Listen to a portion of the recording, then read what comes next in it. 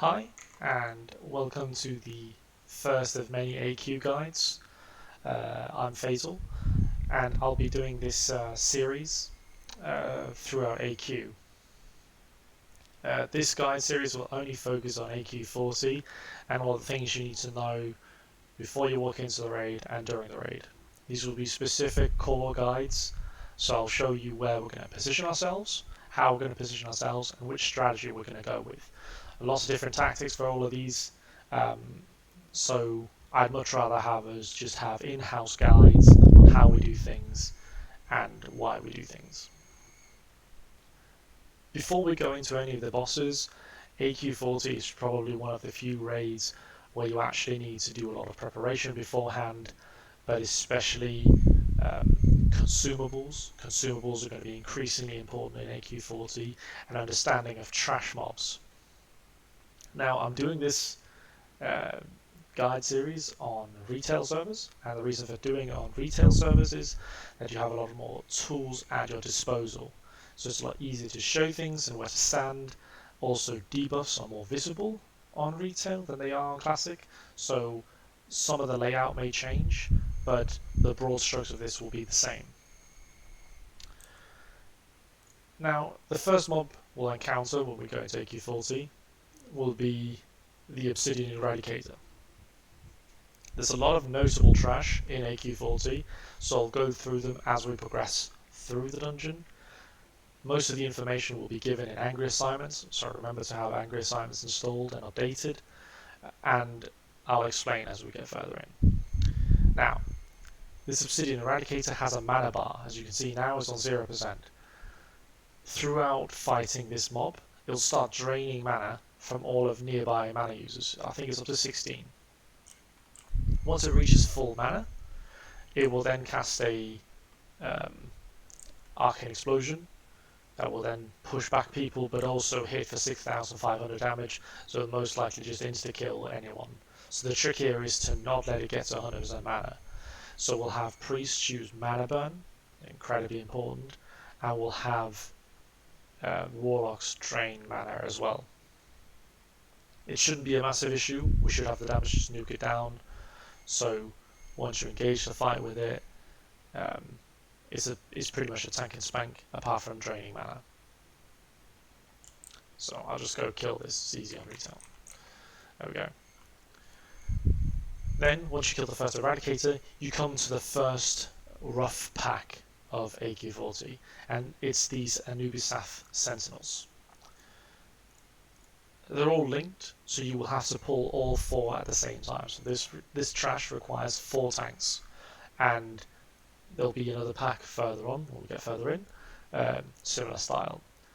Now, these Anubisath Sentinels can have one of a long list of abilities. They can have a Renew, a Mortal Strike, Mana Burn, a Multi-Shadow Bolt, Knockback, Thorns, Thunderclap, a Fire/Arcane Reflect, and a Frost/Shadow Reflect. Now, these abilities might not sound too bad to begin with, because they just have 1 each. You could compare them to the vulnerability mobs in Blackwing Lair. Now, the real problem is that once you kill one of these, all of the other gain the same ability. So this one here has a Mortal Strike. I'll just pick another one. This one here has Thorns. This one here has Shadow Storm. And this one here has Shadow and Frost Reflect. So if I kill this one, they all get that ability. So Shadow Reflect on this one, Shadow Reflect, Shadow Reflect. Now in Classic, you can't actually see these debuffs, so you have to keep track of them from what they're casting. We'll list in Angry Assignment what the kill order is, and we'll go through them one by one. So this will be called throughout the raid. It's not the same every time, so they swap. So it's always about having a priority list set up and see which one is most or least important to have. The roughest one is a knockback because it also resets threat. So we need to be careful about that. It will be in Angry Assignment what the priority order of debuffs will be, but we'll call it as we go along. So there we go. There's another Obsidian Eradicator. Now we'll put another one of these.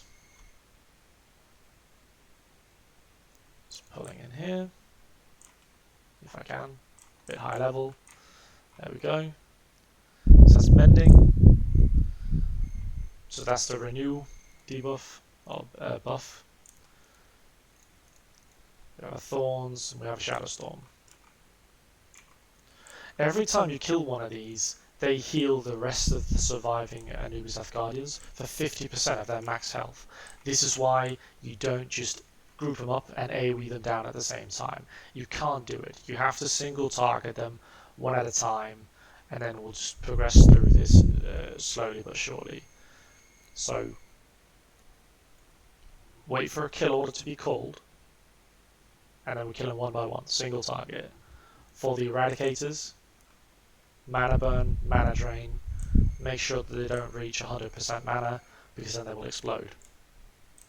And once you've done this, you'll reach at the first fight. For Skyrim himself, there'll be a separate guide.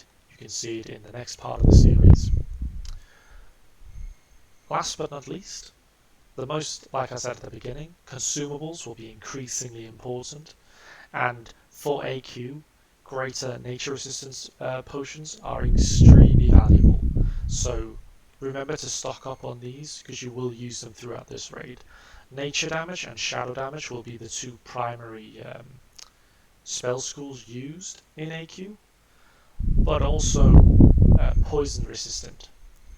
Some of the bosses come to it later. Princess Huhuran has a stacking poison debuff, but the elixir of poison resistance can actually remove up to 4 poison debuffs, and they don't share a cooldown with any of the other combat potions. I'll put both of the potions and elixirs in the description for this video. Check it out, and I'll see you once we get inside.